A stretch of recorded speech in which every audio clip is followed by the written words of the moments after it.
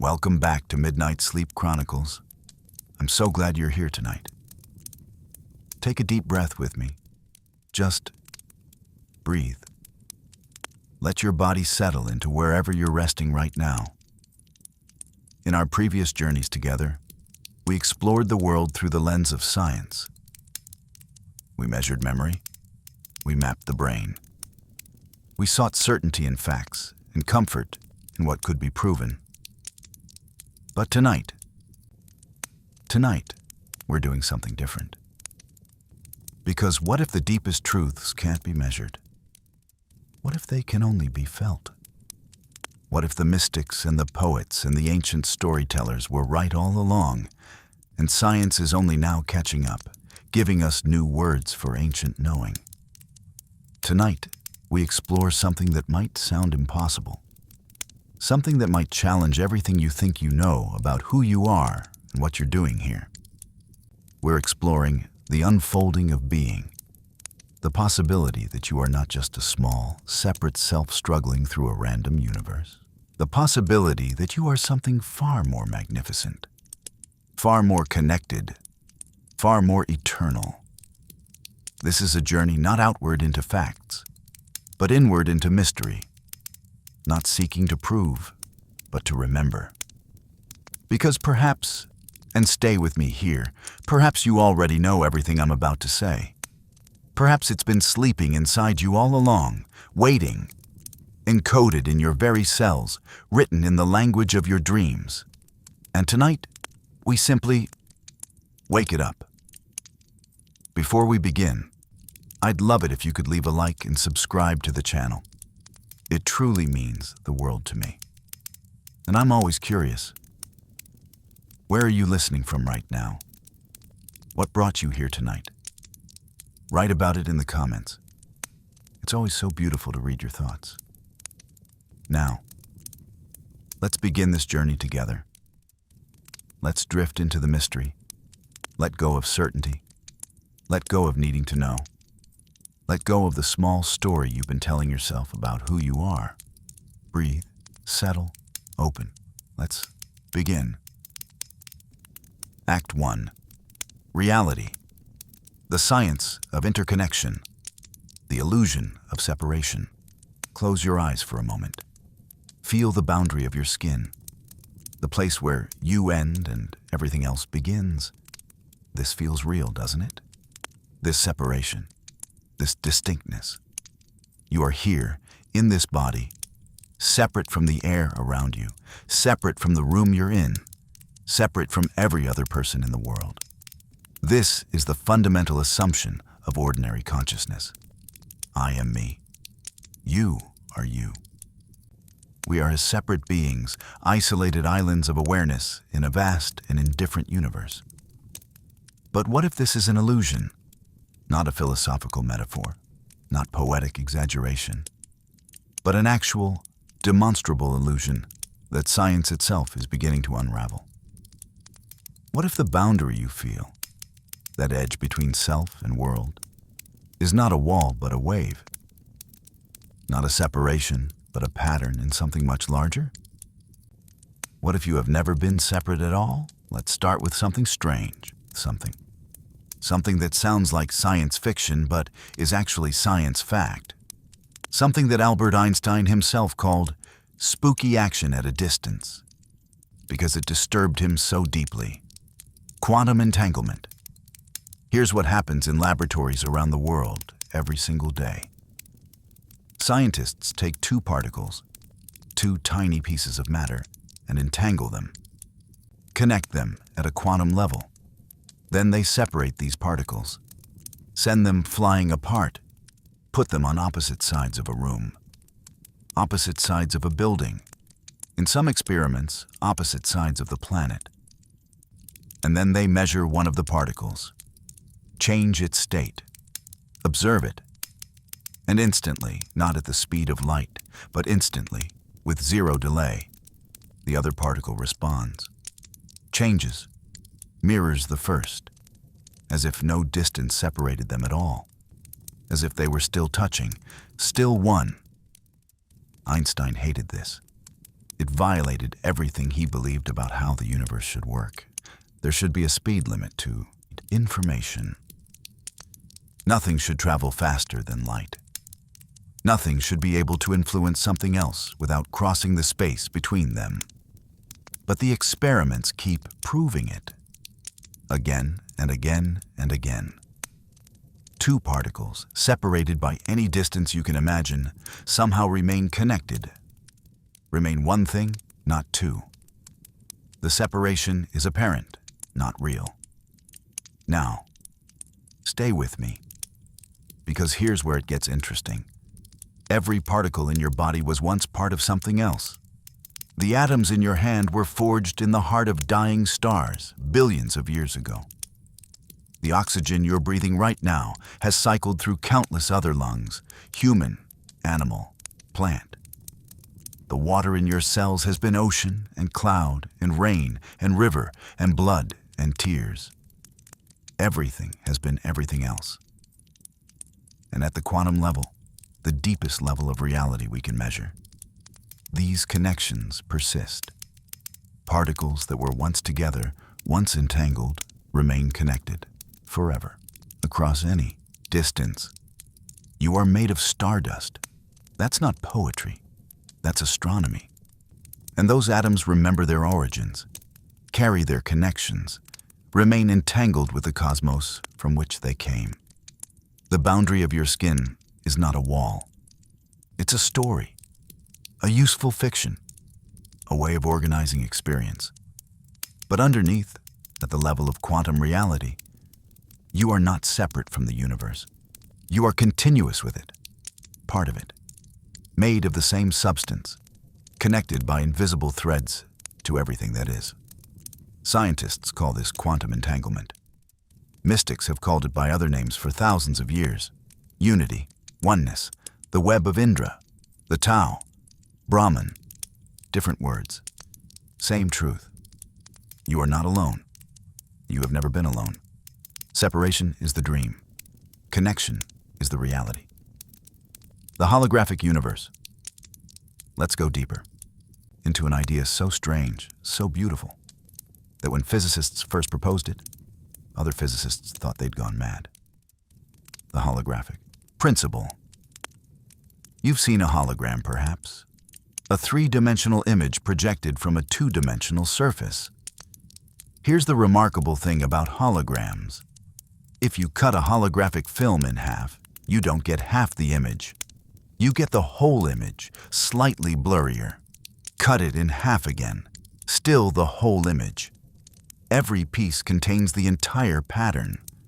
The whole is encoded in every fragment. In the 1970s and 80s, physicists began to wonder, what if the universe works this way? What if reality itself is holographic? What if every part contains information about the whole? This wasn't mysticism. This was physics. Serious physicists working at Princeton, at Cambridge, at leading research institutions, developing mathematical models showing that the three-dimensional reality we experience might be a projection from information encoded on the two-dimensional boundary of the universe. But here's the part that matters for our journey tonight. If the universe is holographic, then you, your consciousness, your awareness, your experience, are not isolated in your skull. You are a point of view within a unified field, a perspective through which the whole observes itself, every part containing the pattern of the whole. You are not a fragment broken off from reality. You are reality, experiencing itself from this particular angle, this particular node, this particular perspective. Think about it. Really think about it. When you look at a sunset, who is seeing it? Your eyes capture photons. Your visual cortex processes patterns.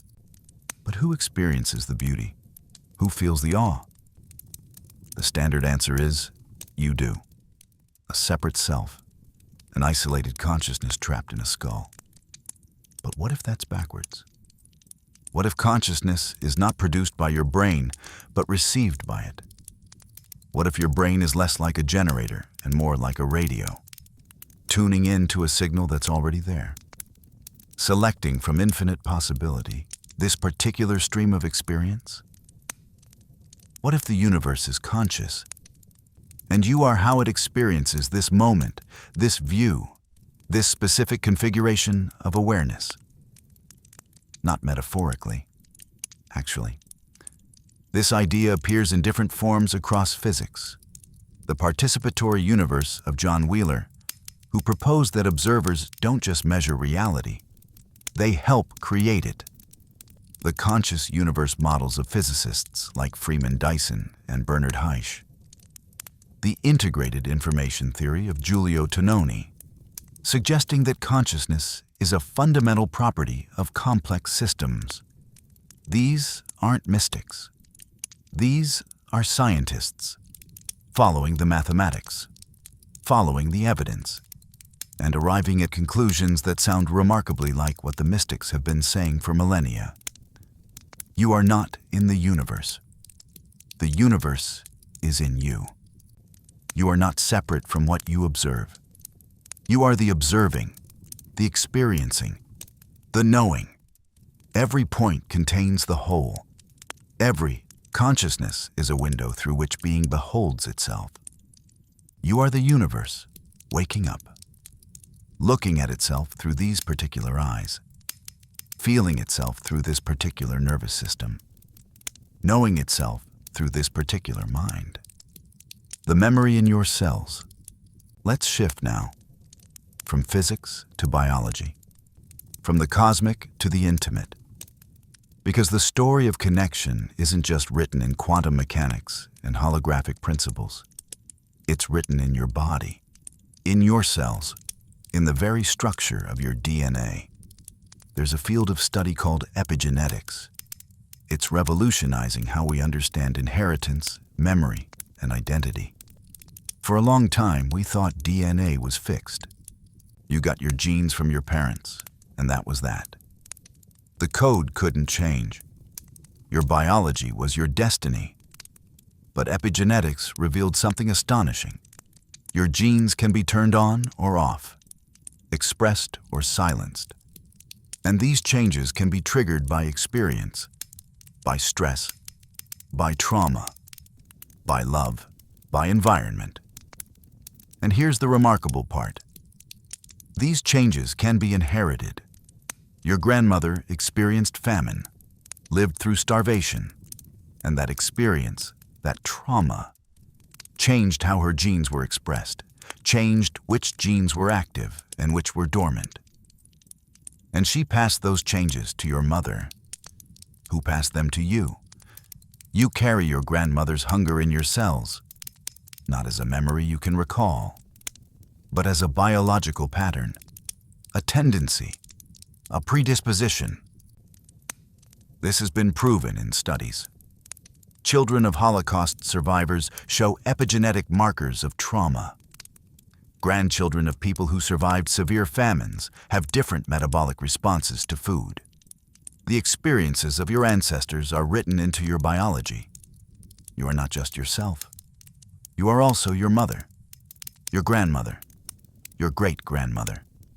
You carry their struggles, their triumphs, their adaptations, their wisdom. This gives new meaning to ancient practices. Ancestor veneration, honoring the dead, feeling the presence of those who came before. They're not gone. They're in you, literally. Their experiences shaped your biology. Their lives inform your life. You are a continuation of them, a new chapter in a story that goes back thousands of generations. And it goes deeper still. There's research suggesting that cultural information, stories, myths, archetypes, might be encoded biologically. That certain patterns of meaning, certain deep structures of narrative, appear across all human cultures because they're somehow written into our shared biology. Carl Jung called this the collective unconscious. He proposed that beneath our personal memories lies a deeper layer of psyche shared by all humanity. a repository of archetypes: the hero, the mother, the shadow, the wise old man. Patterns that appear in myths and dreams everywhere, in every culture, across all time. Jung was speculating. He had no mechanism, no explanation for how this could work. But epigenetics offers a possibility. What if the collective unconscious is collective biology? What if the stories our ancestors told, the myths they lived by, the symbols they held sacred, shaped their gene expression? And those patterns were inherited, passed down not just culturally, but biologically. What if you carry the wisdom of humanity in your DNA? What if the myths and legends aren't just stories, but encoded knowledge? Keys to unlock something ancient and essential in your very cells? This changes how we read mythology, how we understand archetypes. They're not arbitrary inventions. They're maps, guides, reminders of something we once knew fully and are now beginning to remember. The hero's journey isn't just a good story structure. It's the pattern of transformation encoded in human consciousness. The cycle of death and rebirth, descent and ascent, loss and recovery. You know this pattern, not because you learned it, but because you are it. It's written in you, in the spiral of your DNA, in the firing patterns of your neurons, in the inherited wisdom of 100,000 generations. You are not starting from zero. You carry libraries within you, vast archives of experience, the accumulated knowing of everyone who came before. And this knowing wants to unfold, wants to be remembered, wants to guide you home. The brain as antenna. We need to talk about consciousness, about the brain, about the relationship between mind and matter.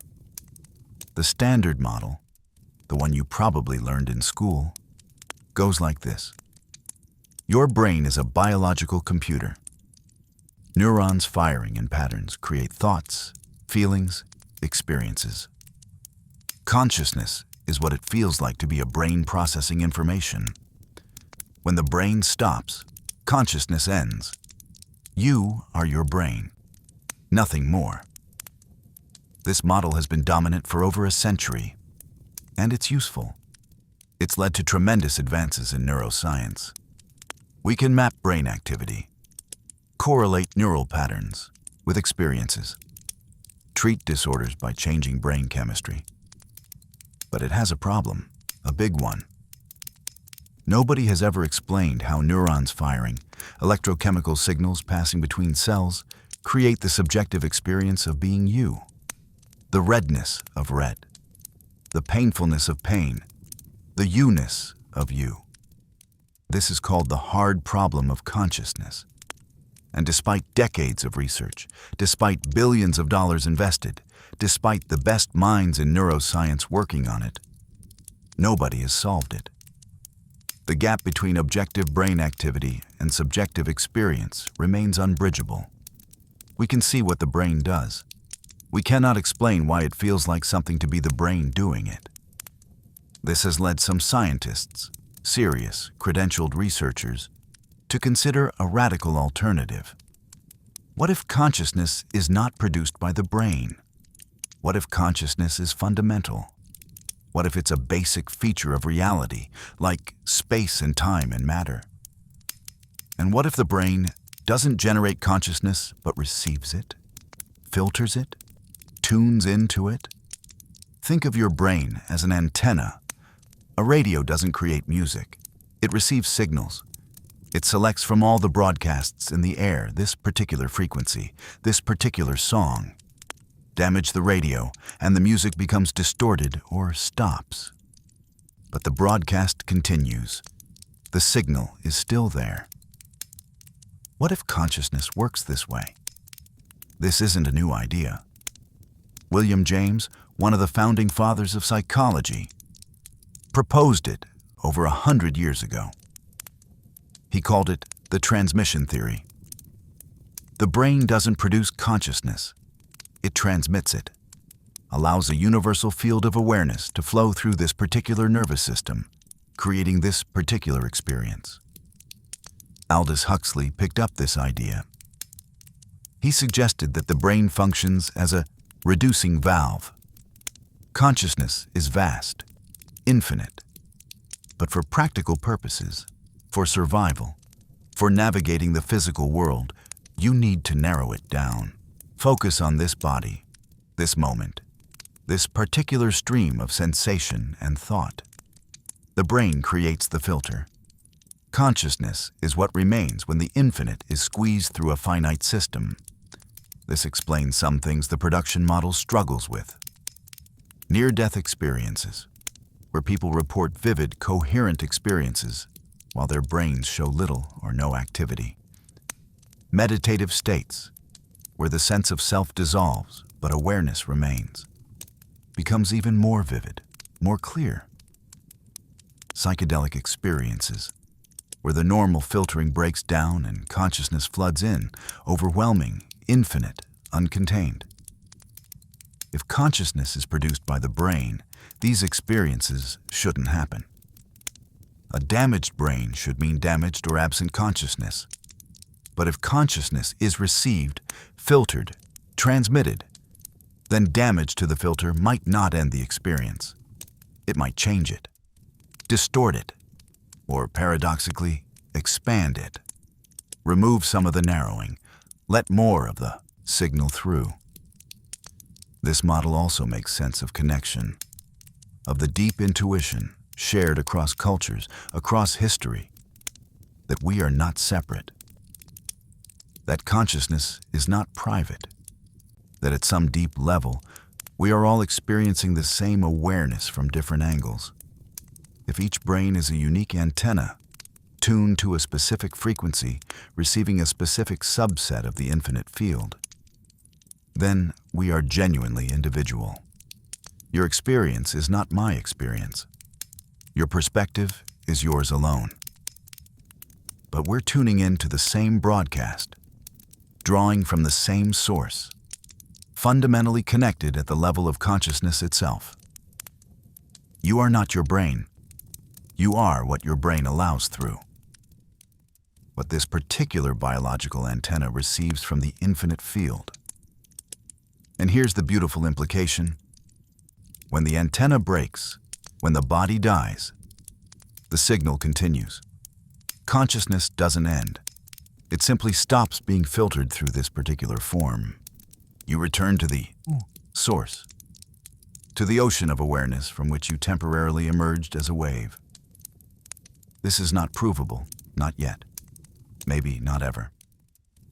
Science deals with what can be measured, and consciousness, pure awareness itself, might always remain partly beyond measurement. But it's possible, and possibility is enough. Enough to open a door, enough to change how you hold this moment, this life, this brief, precious experience of being you. The cosmic perspective. Let's zoom out now, all the way out, to the scale of the cosmos itself. You are on a planet, Earth, third rock from a medium-sized star, our sun, one of somewhere between 100 billion and 400 billion stars in a galaxy we call the Milky Way, which is itself one of approximately 2 trillion galaxies in the observable universe. These numbers are so large they become meaningless. Your brain can't really grasp them. Nobody's can.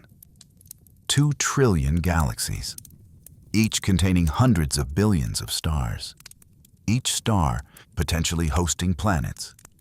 Many of those planets potentially harboring life. The universe is unimaginably vast. And you are unimaginably small.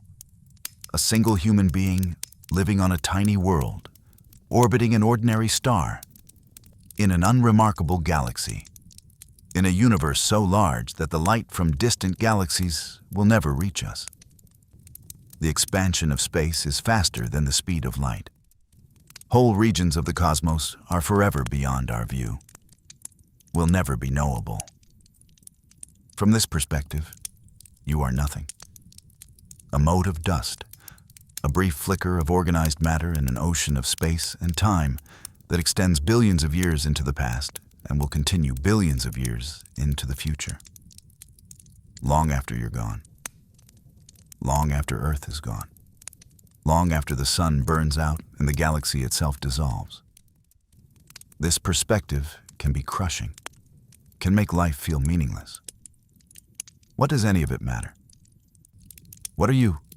What is all of human civilization in the face of such enormity? But there's another way to see it. You are how the universe knows itself. Think about that. Really think about it. For billions of years after the Big Bang, there was matter and energy. Stars forming and dying, galaxies swirling, planets coalescing from dust. But no awareness. No one to observe it.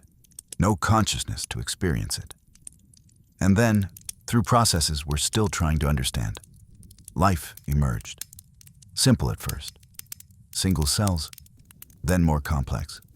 Multicellular organisms, nervous systems, brains. And eventually, consciousness, awareness. The universe developing the capacity to observe itself. You are not separate from this process. You are this process. You are evolution becoming conscious of itself. Matter organizing into patterns complex enough to reflect, to wonder, to know. The physicist Carl Sagan said it beautifully. We are a way for the cosmos to know itself. Every time you look up at the stars, you are the universe looking at itself. When you feel awe at the beauty of a sunset, you are the universe experiencing its own beauty. When you love another person, you are the universe loving itself through you. This is not metaphor. This is fact. The atoms in your body were forged in stars. You are made of star stuff, literally. The carbon, nitrogen, oxygen, iron in your cells, all created in the nuclear furnaces of long-dead suns. You are the universe, rearranged. But you're not just matter. You're conscious matter. Aware matter. Matter that knows it is matter. This is staggering, miraculous. The universe spent billions of years evolving systems complex enough to wake up, to look back at themselves, to ask, what am I? Why am I here? What does this mean? You are the answer to that question. You are the meaning. You are the universe's way of understanding itself. From this perspective, nothing you do is insignificant. Every moment of awareness, every instance of consciousness, yours, mine, anyone's, is the cosmos experiencing itself, adding to the sum total of experience, of knowing, of being. You are not a mistake, not an accident, not a random configuration of matter that happens to think it matters. You are exactly what the universe has been trying to create for 13.8 billion years. Consciousness, awareness, a point of view from which the infinite can know itself as finite, from which eternity can taste time, from which the whole can experience what it's like to be a part. You are precious beyond measure, not because you're separate and special, but because you're connected and essential. A necessary thread in the vast tapestry of being. When you forget this, when you feel small, insignificant, lost, remember, you carry the cosmos within you. You are its eyes, its ears, its hands, its heart. You are how the universe loves, how it creates, how it dreams, and this is why you're here. Not to be separate, not to struggle alone, but to be a unique expression of the whole. To add your particular note to the cosmic symphony, to experience and to know and to be. This is your purpose, your meaning, your deepest truth. You are the universe, unfolding, becoming, knowing itself more fully with every breath you take. And now, let's move from the cosmic to the legendary. From what science suggests to what stories have always known. Let's drift together into the realm of myth and symbol. where ancient wisdom speaks in the language of gods and heroes and journeys through other worlds.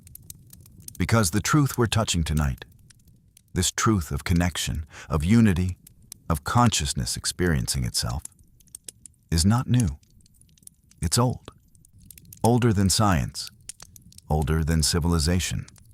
The ancients knew. They encoded it in their myths, their rituals, their sacred stories. And those stories are still alive, still speaking to us, still showing us the way home. Breathe. Soften your mind.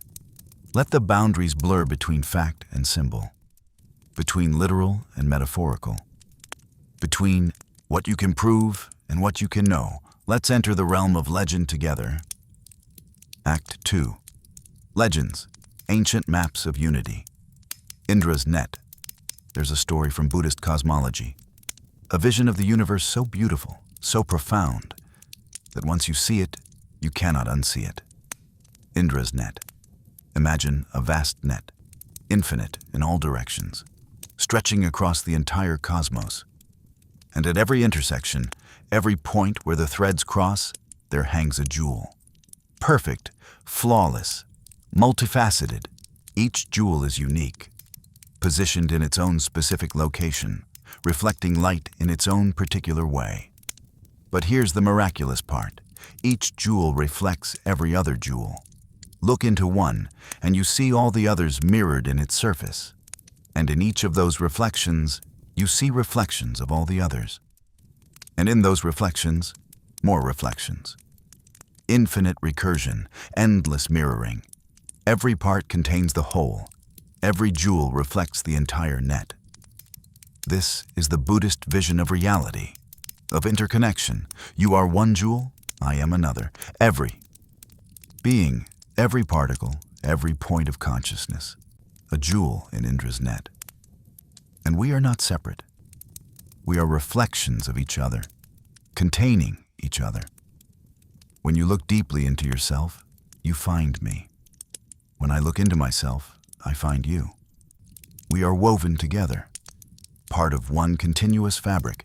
Change one jewel and every other jewel changes, because each contains all, reflects all, is all from a particular perspective.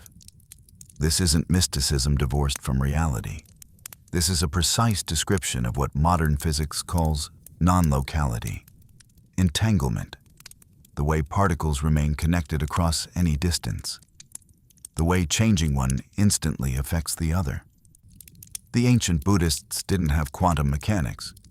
They had meditation, deep observation of consciousness. And what they found, looking inward, was the same truth physicists found looking outward. Everything is connected. Separation is appearance. Unity is reality. In Indra's net, there is no center.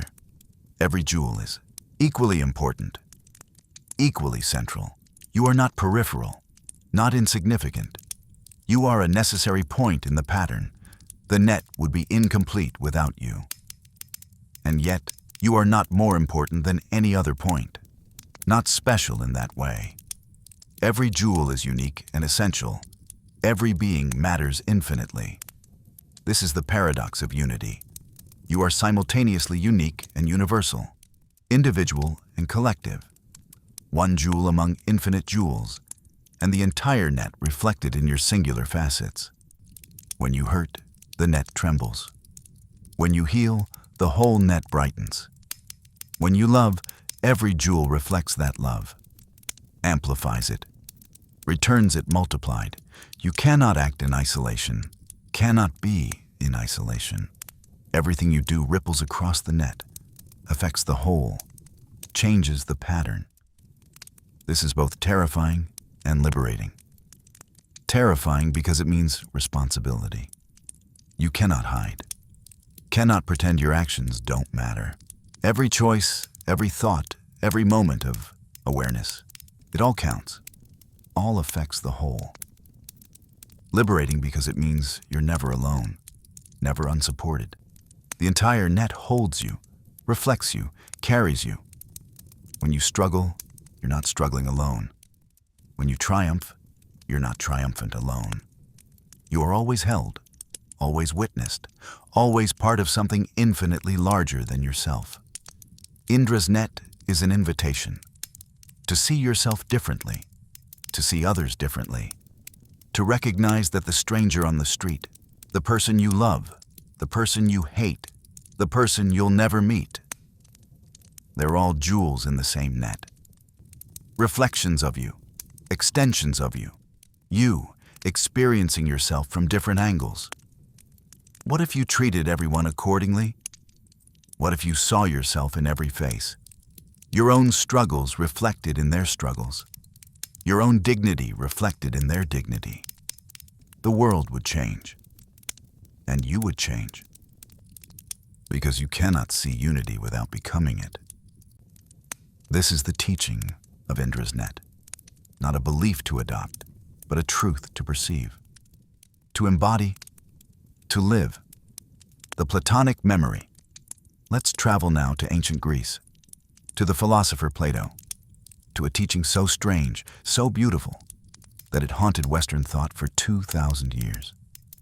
Anamnesis, remembering. Plato taught that learning is not acquiring new knowledge. It's remembering what you already know, what your soul has always known. Before you were born, before you entered this body, this life, your soul existed in a realm of pure forms, perfect templates, the true reality of which this physical world is only a shadow. There, you knew everything, saw truth directly, understood beauty, justice, goodness not as concepts, but as living realities. Then you were born, and the shock of incarnation, of entering matter, entering time, entering the limitations of a body, caused you to forget. A veil dropped between you and the knowledge you once had. But it's not gone. It's buried, dormant, waiting. And certain experiences, encountering beauty, grasping a mathematical truth, feeling the rightness of a moral principle, these trigger something. A flash of recognition, a sense of, yes, I know this. I've always known this. That feeling is not new learning. It's memory returning. The soul recognizing what it once knew fully. Plato's most famous illustration is the allegory of the cave. Prisoners chained in darkness, seeing only shadows on the wall. They think the shadows are reality. But one prisoner escapes, climbs out of the cave, sees the sun, sees real objects casting the shadows, sees truth. He returns to tell the others, but they don't believe him. They're comfortable with shadows. The light hurts. Truth is too bright, too demanding. The escaped prisoner is the philosopher, the one who remembers, who has glimpsed the eternal forms and tries to guide others toward that remembering. But here's the key. Plato believed everyone has this capacity.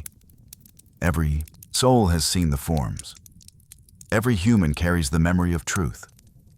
Philosophy, literally love of wisdom, is the practice of remembering, of clearing away the forgetting, of returning to what you've always known. This teaching appears in many forms, in many traditions. Hinduism speaks of Atman and Brahman. Your individual soul, Atman, is identical to the universal soul, O Brahman. You are God, playing at being a separate self, forgetting your true nature. And the spiritual path is about remembering, waking up to what you've always been. Sufism, the mystical branch of Islam, has a similar teaching.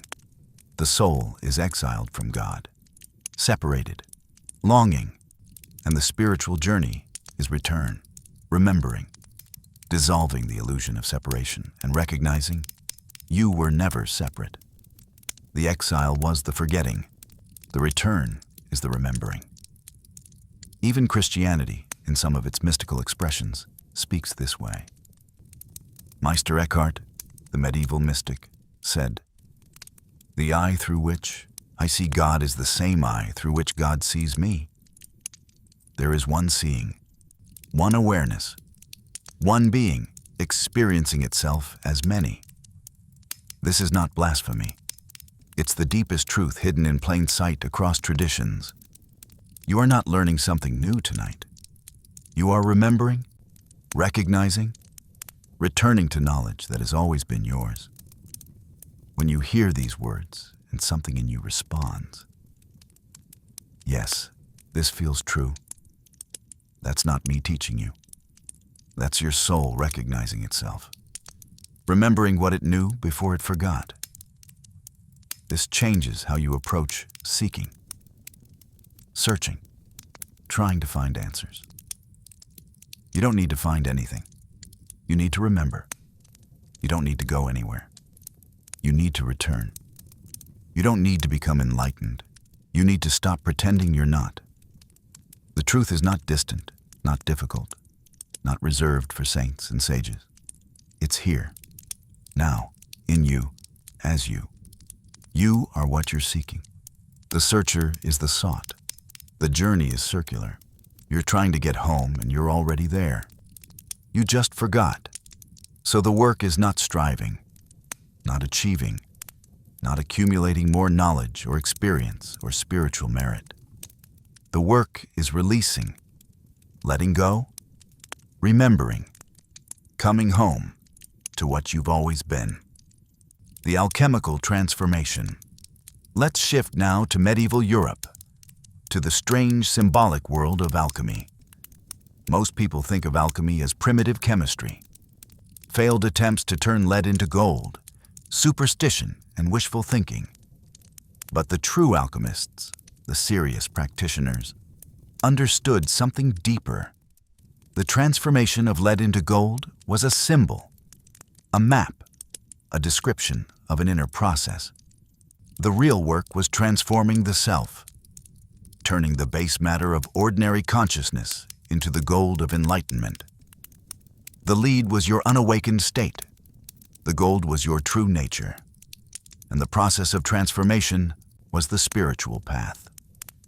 Alchemical texts are filled with obscure symbols, dragons and lions, the sun and moon, salt, sulfur, mercury, elaborate diagrams showing stages of transformation.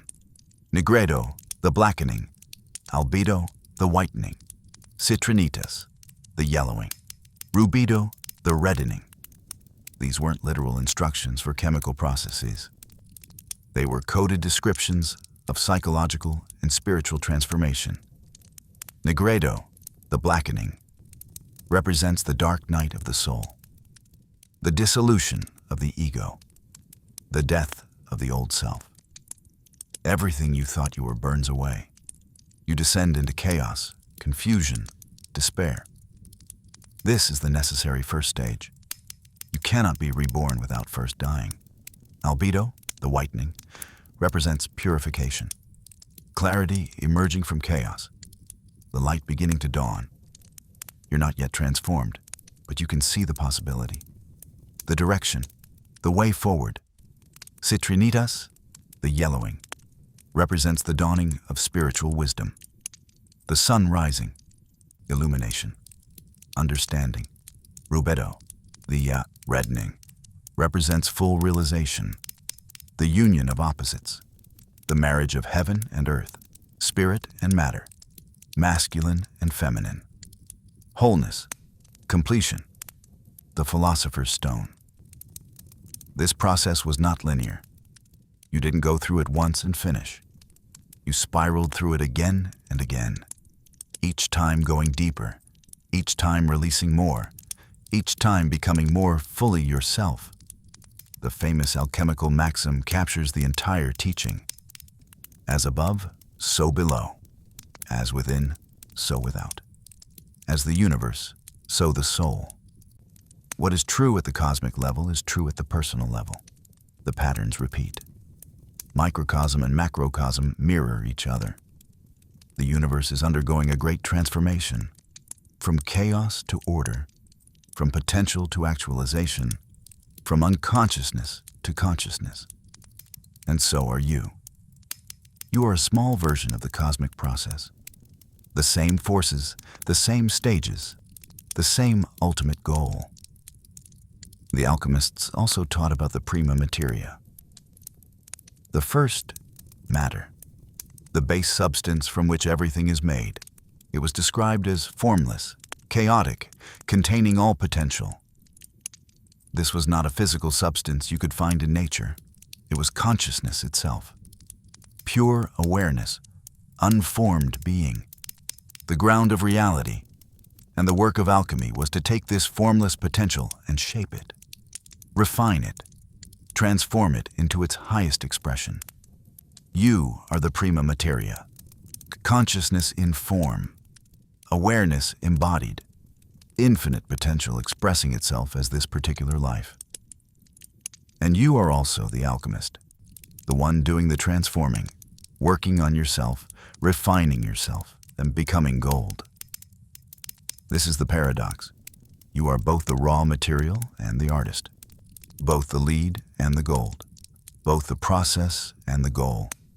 The transformation happens through fire. The alchemical fire was not literal flame. It was the fire of suffering, of challenge, of difficulty. Life burns away what is not essential, what is false, what is pretending. The pain you've experienced, the heartbreak, the loss, the failure, the fear, that was the alchemical fire, burning away impurities, refining you, making you more real, more true, more yourself. Nothing is wasted. Every hardship served the transformation. Every darkness was part of the nigredo. Every struggle was purification. You are further along than you think, more refined than you know, closer to gold than you realize. The work continues. But take comfort. The process is trustworthy. The fire knows what it's doing. You are being transformed, whether you understand it or not. And one day, maybe in this life, maybe not, the transformation will be complete. The lead will become gold. The philosopher's stone will be found, not outside you, not as something acquired, but revealed as what you've always been underneath the layers of forgetting. Pure, luminous, imperishable, gold. The wheel of becoming. Let's journey now to the east, to the Buddhist teaching of samsara, the wheel of becoming. In Buddhist cosmology, existence is cyclical. Birth, death, rebirth, again and again, life after life, the wheel turning endlessly. You are not experiencing your first life, not your 100th, not your 1000th. You have lived countless times, in countless forms, human, animal, perhaps other forms of consciousness we can't even imagine. And you will live countless more times, unless you wake up, unless you step off the wheel. This might sound depressing, trapped in endless cycles, no escape, eternal repetition. But that's not quite right. The wheel is not a prison, it's a school. Each life is an opportunity, a chance to learn, to grow, to move closer to awakening. You accumulate karma, the consequences of your actions. Good actions create good karma. Harmful actions create negative karma. And this karma determines the conditions of your next birth. But karma is not punishment. It's education. It's the universe showing you the results of your choices, teaching you through direct experience what leads to suffering and what leads to peace. Every difficulty you face is karma ripening. Old debts being settled, old lessons coming back around. And every act of kindness, every moment of wisdom creates positive karma, seeds that will flower in future lives. The goal is not to accumulate good karma and avoid bad karma. The goal is to transcend karma entirely, to step off the wheel, to achieve nirvana, liberation. And how do you do this? By waking up to the truth, by seeing through the illusion of separation, by recognizing that the separate self, the one who seems to be going through all these lives, is a fiction, a useful story, but not ultimately real. There is no separate self traveling through lifetimes. There is only consciousness, being, experiencing itself in infinite forms. And the sense of being a separate individual, this body, this personality, this story, is a temporary identification, a role consciousness is playing.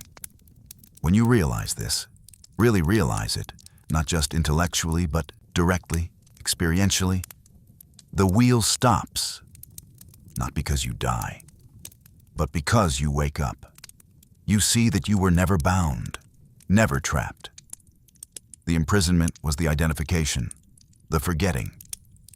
And in that waking, you are free, still living, still in a body, still experiencing the world, but no longer attached, no longer driven by craving and aversion, no longer creating the karma that perpetuates the cycle. You become what the Buddhists call a bodhisattva, an awakened being who chooses to remain in the world, not because you have to, but because you want to, out of compassion, to help others wake up. This teaching connects to something deep in human experience, the sense that we've been here before. Déjà vu, the feeling of familiarity with a place you've never visited, recognition of a person you've never met. These might be glitches, tricks of memory, neurons misfiring, or they might be glimpses, memories bleeding through from other lives, other cycles of the wheel. You don't need to believe in literal reincarnation for this teaching to be valuable. You can read it symbolically, psychologically. You go through many deaths and births in a single lifetime. Every major transition is a kind of death, leaving one identity behind, one way of being, and being reborn as something new. Childhood dies when adolescence arrives. Adolescence dies when adulthood begins. The single self dies when you marry, dies again when you become a parent, dies again when children leave, dies again in retirement, dies again in old age. Each transition is a turning of the wheel. Each requires letting go of who you were. Each offers the possibility of awakening, of seeing through the identification, of recognizing the continuity beneath the change. The wheel will keep turning, inside you and around you, death and rebirth, ending and beginning. This is the nature of existence in time, but you can choose your relationship to it. You can cling, resist the turning, try to stop the change, grasp at what's passing, and create suffering. Or you can flow, recognize the pattern, honor each stage, let go when it's time to let go, and find peace. The wheel is not the enemy. Attachment to the wheel is the suffering, the forgetting that you are not the wheel, but the axle. Not the change, but what remains unchanged through all change. Pure awareness, consciousness itself, being. You are what the wheel turns around, what it has always turned around, what it will always turn around. Still, silent, eternal, free. The dream of separation. We've explored many teachings, many maps, all pointing to the same truth from different angles. But there's one question we haven't fully addressed. If unity is reality, why does separation feel so real?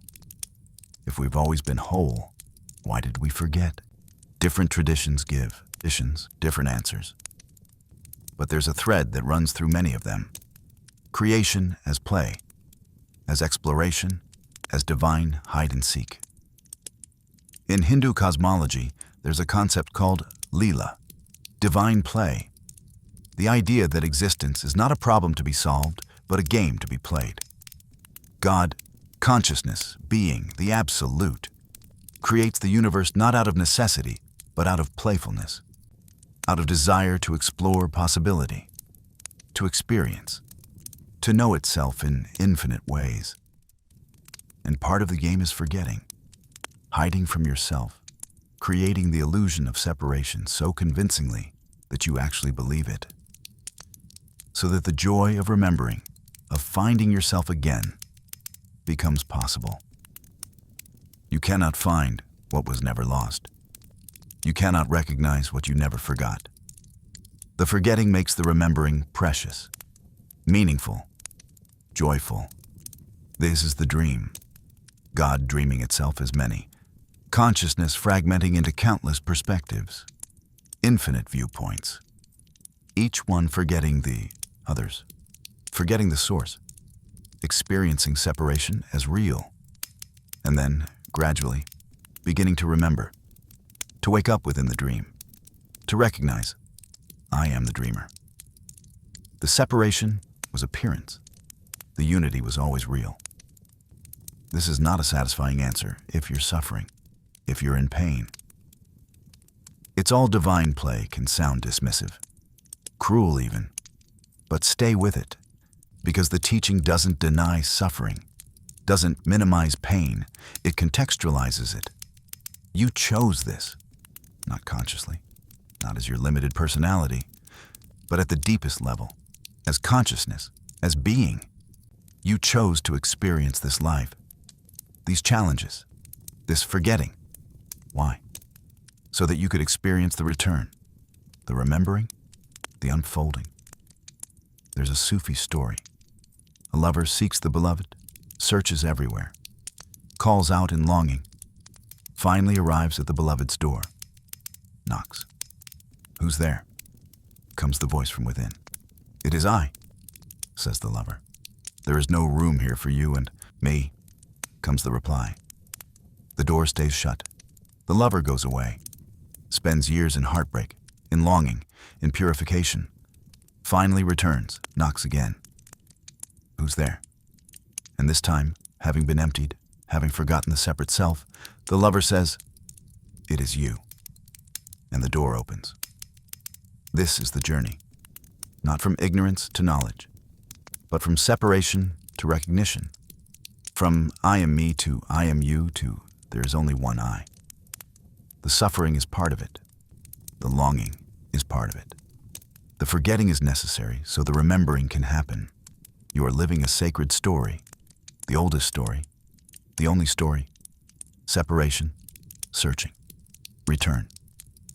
And right now, in this moment, listening to these words, feeling whatever you're feeling, this is part of the unfolding.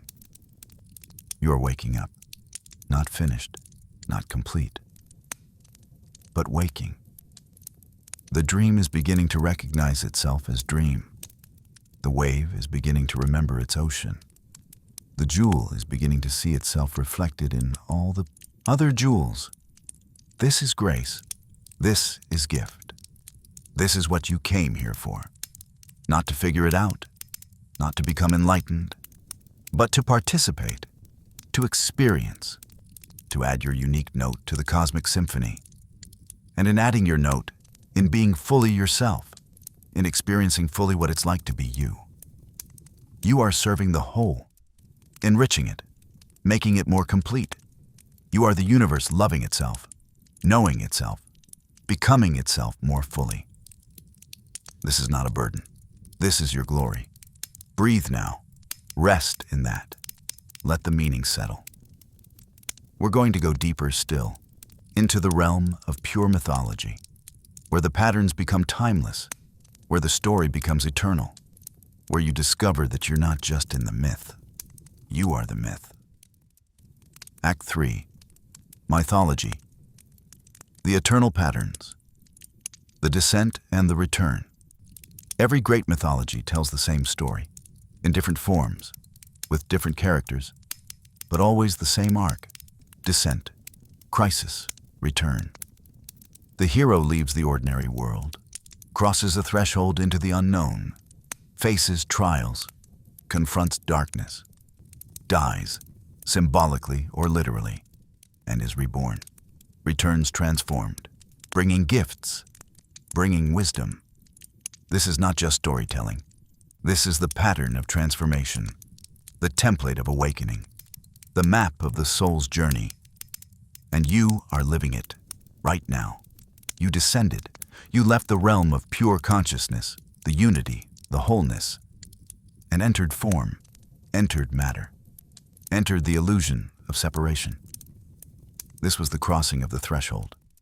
Birth, incarnation, the beginning of your hero's journey. And since then, you've been in the trials, the challenges, the difficulties. Every hardship you faced is part of the initiation. Every loss, every failure, every moment of despair. These are the tests, the ordeals, the death that precedes rebirth. You're in the middle of the story, the darkest part, the part where the hero has lost everything, forgotten who they are, forgotten why they came, wandering in the wilderness, lost. But here's what you need to know. You're not off track. This is the track. This forgetting, this struggle, this pain, it's all part of the pattern, exactly as it should be. In mythology, the hero never skips the descent, never avoids the darkness. The return is not possible without the descent. The wisdom is not earned without the suffering. You cannot come home if you never left. You cannot remember if you never forgot. You cannot be reborn if you never die. So trust the pattern. Trust the story. You are where you need to be. And the return is coming. The remembering is beginning. You're starting to see through the illusion, starting to recognize yourself, starting to wake up. This very moment, reading these words, feeling these thoughts resonate. This is part of the return. The journey home has already begun. In Greek mythology, the hero Odysseus spends 10 years trying to return home after the Trojan War. 10 years of trials and temptations, monsters and gods, shipwrecks and delays. He could have been home in weeks, but that's not how the story works. He needed the journey, needed to be tested, needed to become worthy of return. And when he finally arrives home, disguised as a beggar, his own wife doesn't recognize him. His own servants don't know him. He has to prove his identity, reclaim his throne, defeat the suitors who have taken over his house. The return is not easy, not automatic. It requires effort, requires remembering who you truly are and stepping fully into that identity. You are Odysseus. You've been wandering. You've forgotten the way home. But home is still there, waiting, unchanged. And you carry the proof of your identity with you. Not external proof, internal. The deep knowing of who you are beneath all the roles and stories. When you reclaim that knowing, when you step fully into your true identity, the false claimants fall away, the illusions dissolve, and you take your rightful place. The throne is yours. It has always been yours. You just forgot. The cosmic egg. Let's go back to the very beginning. Not your beginning. Creation's beginning. Many mythologies begin with an egg.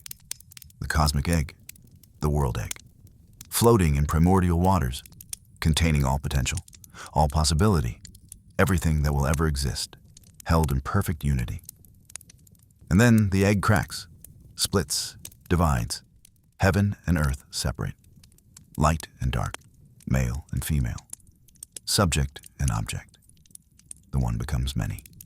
This is creation, not as a one-time event in the distant past, but as an eternal pattern, the ongoing process of unity fragmenting into multiplicity. And you are a fragment of that original egg, a piece of the whole that has temporarily forgotten its wholeness. But fragments want to reunite. Broken things want to be whole again. There's a pull, a gravity, drawing everything back toward unity. Empedocles, the ancient Greek philosopher, described two cosmic forces, love and strife. Love brings things together, unites, harmonizes. Strife tears things apart, separates, individuates. Both are necessary. Strife creates diversity, distinction. Without it, everything would collapse back into undifferentiated oneness. No experience, no growth, no story.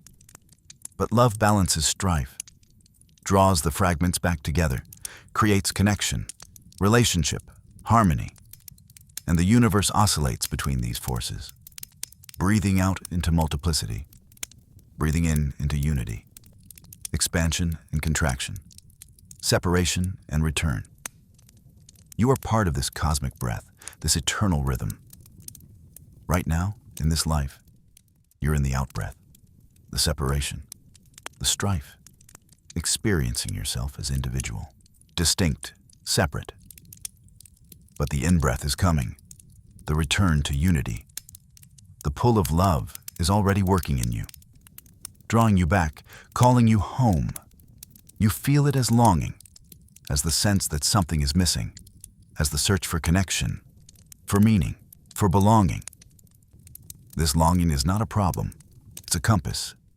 It's pointing you toward truth, toward wholeness, toward home. Follow it, trust it, let it guide you, and know that every connection you make, every moment of love, of understanding, of resonance with another being, is the cosmic egg beginning to remember itself, beginning to knit back together. Every time you recognize yourself in another person, you're healing the fracture, bridging the separation. Every time you feel unity, in meditation, in nature, in art, in love, you're experiencing the truth beneath the illusion, the wholeness that was never actually broken. The egg is already whole, always has been. The cracks are appearance. The separation is story. And you are both the fragment and the whole, the broken piece and the unbroken egg, the many and the one. Hold both. Live the paradox. Be the unity experiencing itself as multiplicity. This is your nature, your truth, your home. The axis mundi. There's a symbol that appears in cultures all over the world. The world tree, the sacred mountain, the cosmic pillar, the axis mundi. The center of the world, the point where heaven and earth connect, where the human and the divine meet. In Norse mythology, it's Yggdrasil, the great ash tree. Its roots reach into the underworld. Its trunk passes through the middle world where humans live. Its branches extend into the heavens where the gods dwell. In Hinduism, it's Mount Meru, the sacred mountain at the center of the universe, the axis around which everything revolves. In shamanic traditions worldwide, it's the world tree that shamans climb in trance states, ascending to the upper world, descending to the lower world, traveling between realms. This symbol is not literal geography. It's a map of consciousness, of the inner landscape. The axis mundi is your spine, your central channel, the line of awareness that runs through you from root to crown. The roots are your foundation, your connection to earth, to body, to instinct, to the deep unconscious. The trunk is your everyday awareness, your ordinary consciousness, your lived experience in the middle world of time and form. The branches are your higher awareness, your connection to spirit, to transcendence, to the divine. And you are the axis, the connection point, the meeting place of all realms. Heaven and earth meet in you, spirit and matter, the eternal and the temporal, the infinite and the finite. You are not just in the world, you are the center of the world. Not egoically, not as if you're more important than others, but structurally, ontologically. Each consciousness is a center. Each being is an axis mundi. The universe arranges itself around every point of awareness. You are the still point around which everything turns, the silent witness, the unchanging awareness in which all experience arises. This is not something you need to achieve. You already are this. You've always been this. But you forgot, identified with the branches and ignored the roots, identified with the trunk and forgot the connection to heaven and earth. The spiritual path is about remembering the full extent, reclaiming your vertical dimension, recognizing yourself as the axis. When you meditate, when you pray, when you create, when you love deeply, you're climbing the tree, ascending and descending, reconnecting the realms. You're becoming whole, integrated, fully yourself. And as you do this, as each individual axis mundi wakes up to its nature, the whole world tree strengthens. The connection between realms becomes clearer.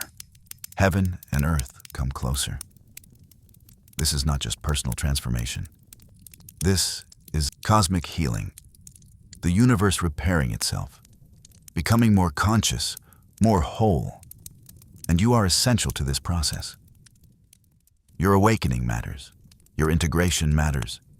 You're becoming the full axis mundi, rooted and reached, grounded and transcendent. This changes everything, not just for you, for all. The alchemical marriage.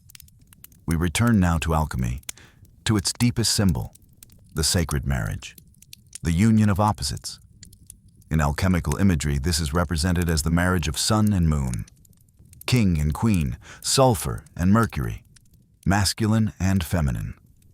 Two principles, two energies, apparently opposite, apparently in conflict. But the goal of the great work is to unite them, to create the conjunction, the sacred marriage, where opposites dissolve into unity without losing their distinction. This is not compromise, not a bland middle ground where differences are erased. This is integration, both slash and instead of either slash or, holding the tension of opposites until something new emerges, something that contains both and transcends both. In you, this marriage is happening, or trying to happen, or waiting to happen.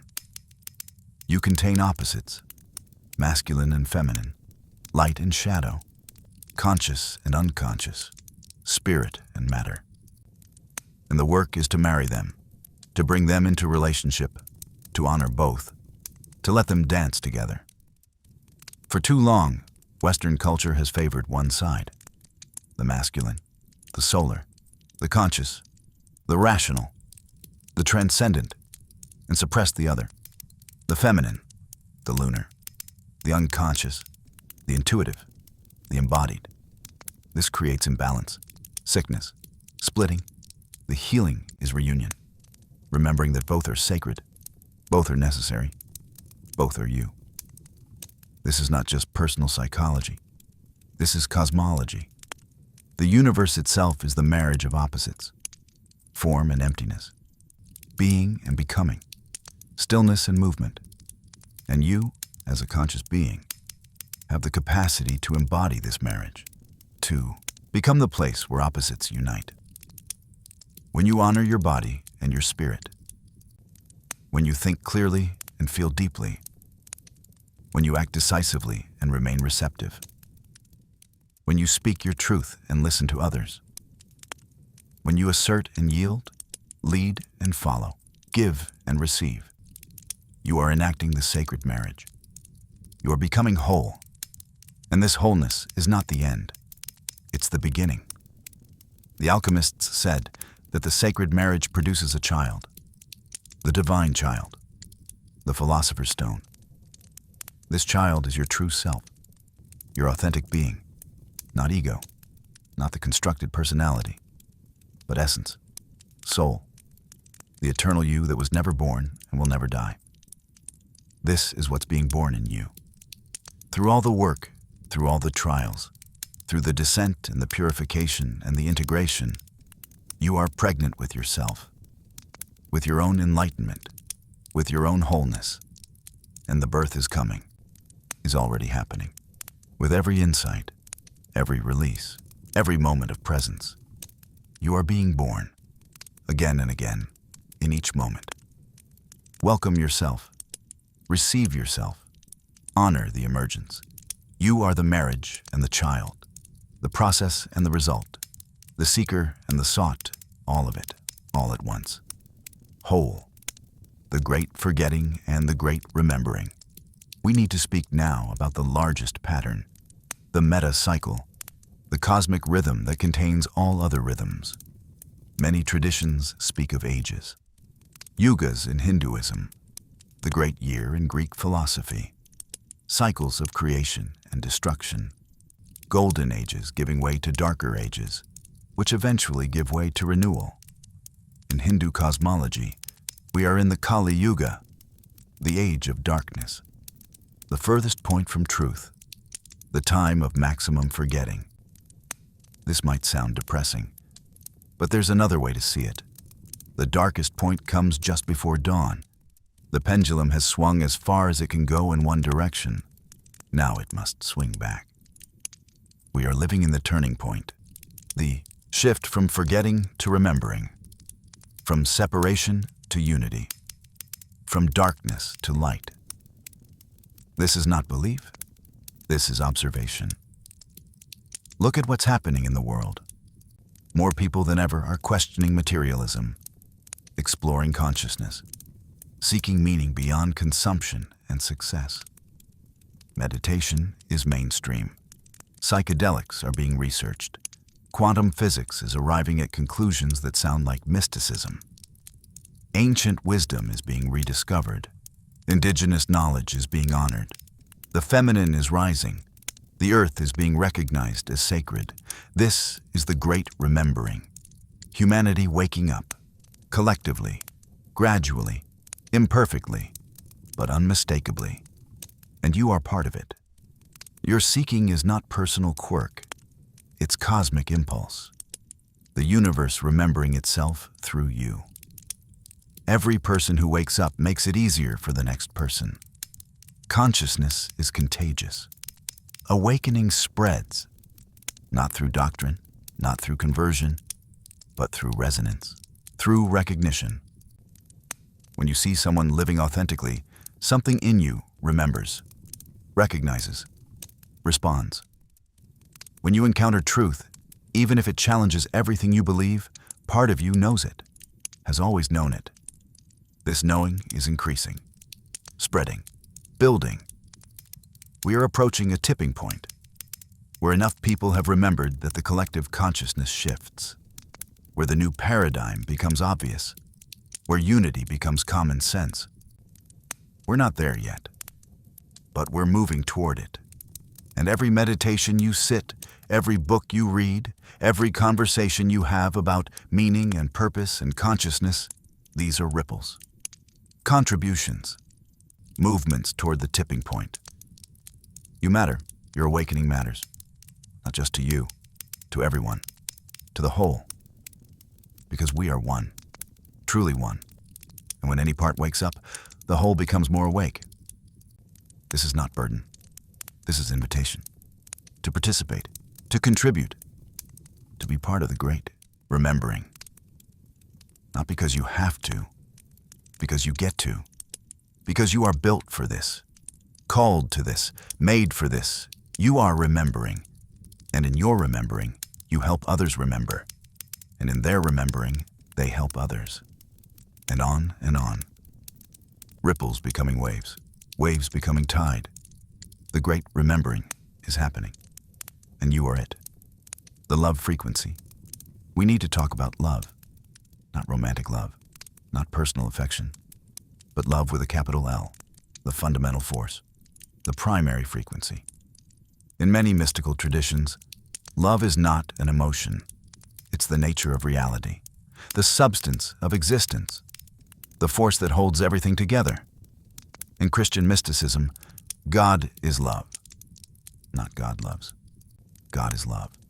Love is the divine nature, the ultimate reality. In Sufism, love is the cause of creation. God created the universe out of love. Desire to be known, to experience relationship, to love and be loved. In Buddhism, compassion, which is love's active expression, is the highest virtue, the natural response of awakened consciousness. Even in physics, there are hints. The forces that bind particles together, the attraction between masses, the patterns of self-organization in complex systems. Scientists don't call it love. But what if it is? What if the entire universe is held together by something that, at its core, is what we experience as love? Love as the fundamental frequency, the vibration that creates and sustains everything. And you are capable of tuning in to this frequency, not occasionally, not only in special moments, but as your baseline, your natural state. This is what awakening means. Not transcending the body, not escaping the world, but vibrating at the frequency of love, becoming a clear channel, a pure expression. And here's the key. You don't create this frequency. You don't generate it through effort. You simply stop blocking it. Love is always present, always flowing. The river is always running. You just step into it. What blocks it? Fear, judgment, separation. The belief that you are isolated, the need to protect and defend, the grasping and rejecting, the endless doing and striving. What opens it? Presence, acceptance, stillness, recognition of unity, letting go of defense, resting in being. And this has practical implications, real-world effects. When you vibrate at the frequency of love, you affect everything around you, not through doing, but through being. People feel it, even without words, especially without words. Your presence becomes medicine, becomes transmission. Animals feel it, children feel it, even plants respond. This is not mysticism. This is measurable. Heart rate variability, electromagnetic fields, coherence. Your heart generates an electromagnetic field that extends several feet beyond your body. When you're in a state of coherence, when your heart, mind, and emotions are aligned, this field becomes organized, harmonious, and it influences other people's fields, brings them into coherence. You synchronize without trying, just by being present, by being love. This is the work, the real work, not achieving, not fixing, not improving yourself endlessly, simply tuning in to love, letting it flow through you, becoming transparent to it. And this vibration, this frequency, this love, is what carries you beyond death, beyond the dissolution of the body. Because love is not personal. It's not produced by your brain or your heart. It's what you are when everything temporary falls away. Energy cannot be created or destroyed, only transformed. You are energy, consciousness, love. And when the form that currently contains you dissolves, the energy continues, the consciousness persists, the love remains, transformed, uncontained, unlimited, back to the source, back to the ocean, back to the unity from which you temporarily emerged as a wave. This is not annihilation. This is completion. This is fulfillment. This is home, and you can touch it now. Don't wait for death. Don't postpone presence. The love frequency is here, available, waiting. Tune in, open, receive. Become what you already are. The return home. We're near the end now. Our journey is completing its circle. We're coming home. But where is home? What is it we're returning to? Home is not a place. It's a recognition, a remembering, an arrival at what has always been. You have never left home. You only forgot you were there. Identified with the exile, with the journey, with the searching. But the searching was circular. The journey was spiral. You were always moving toward what you already had, what you already were. Home is being. Pure, simple, uncomplicated being. Before all the stories, before all the identities, before all the seeking and striving and trying to become.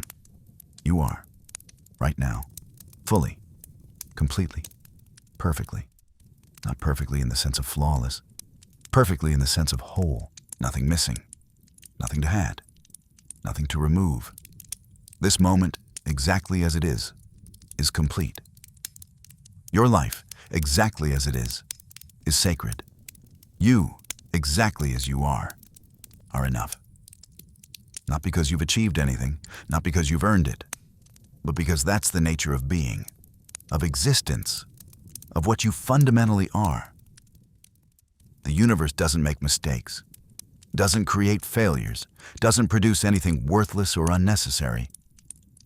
You are here because the universe wanted to experience being you, wanted to know what it's like to have your particular perspective, your particular configuration of consciousness. And that makes you infinitely precious, infinitely important, infinitely worthy. You don't need to prove yourself, don't need to justify your existence, don't need to accomplish anything or become anyone other than who you are to deserve love and belonging. You already have them. They are your birthright, your nature, what you are made of. Coming home is recognizing this, stopping the search because you found what you were looking for. Not out there, in here, in being, in now. This doesn't mean stopping growth, stopping change, stopping the expression of your gifts and the fulfillment of your purpose. It means stopping the searching from a place of lack, stopping the striving to become worthy, stopping the fear that you're not enough. From the recognition of wholeness, you can create freely, can grow joyfully, can give generously, because you're not trying to get anything. You already have everything. You're just expressing, sharing, playing, dancing. This is Lila. Divine play, the universe enjoying itself through you. Coming home is letting the struggle end, letting the war with yourself cease, letting the judgment and criticism and endless self-improvement dissolve. You are home. You have always been home. You will always be home.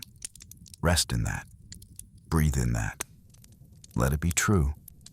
And from that restfulness, that peace, that recognition, live fully, authentically, courageously.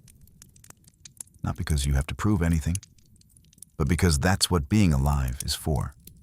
To experience, to express, to love, to be the universe, conscious of itself, celebrating itself, knowing itself, through you, as you, forever. Closing, the breath of being. Take a deep breath now. Feel your body, the weight of it, the warmth, the aliveness. This body is sacred. This moment is sacred. This breath is sacred. You are the universe breathing, being, knowing. We've traveled far tonight, through science and legend and mythology, through quantum mechanics and ancient wisdom, through the patterns that repeat across cultures and centuries, all pointing to one truth, one reality, one home. You are not separate. You have never been separate. The separation was dream. The isolation was illusion. The loneliness was forgetting. You are the whole, experiencing itself as a part, infinite consciousness, exploring what it's like to be finite, eternal being tasting time. And this experience, this life you're living, is precious beyond measure, meaningful beyond comprehension, sacred beyond words. Every moment matters. Every breath counts. Every instance of awareness is the universe loving itself, knowing itself, becoming itself more fully. You are not a mistake, not an accident, not a random configuration of matter stumbling through meaningless existence. You are purpose embodied, meaning incarnate, love taking form, and your purpose is simple, elegant, beautiful, to be, fully, authentically, to experience, deeply, presently, to love, unconditionally, eternally. That's all. That's everything. The rest is elaboration. The rest is play. The rest is the universe exploring infinite variations on the theme of being. But the core remains. Simple, clear, unchanging. You are. And that is enough. That is everything. As you drift now towards sleep, carry this knowing with you. Let it settle into your cells, your bones, the deepest layers of your being. You are home. You are whole. You are loved. You are love. The journey continues, but the searching can end. You have found what you were looking for. Not out there, in here, not in the future. Now, not in becoming, in being. Rest in that. Dream in that. Wake in that. You are the unfolding of being, the awakening of consciousness, the universe remembering itself. And that is the most beautiful thing in all of existence. Thank you for being here. Thank you for listening. Thank you for being exactly who you are. The world needs you. The universe needs you. Not a different you, not an improved you. This you, now you, real you. Keep unfolding, keep remembering, keep being, and know that you are never alone, never separate, never anything less than the whole cosmos experiencing itself through these particular eyes. Sleep well, dream deeply, rest in the truth of what you are, and wake tomorrow, ready to be the universe, consciously, joyfully, freely, loving itself through you. Good night. Until we meet again, in memory, in dream, in the eternal present where all consciousness is one. Good night.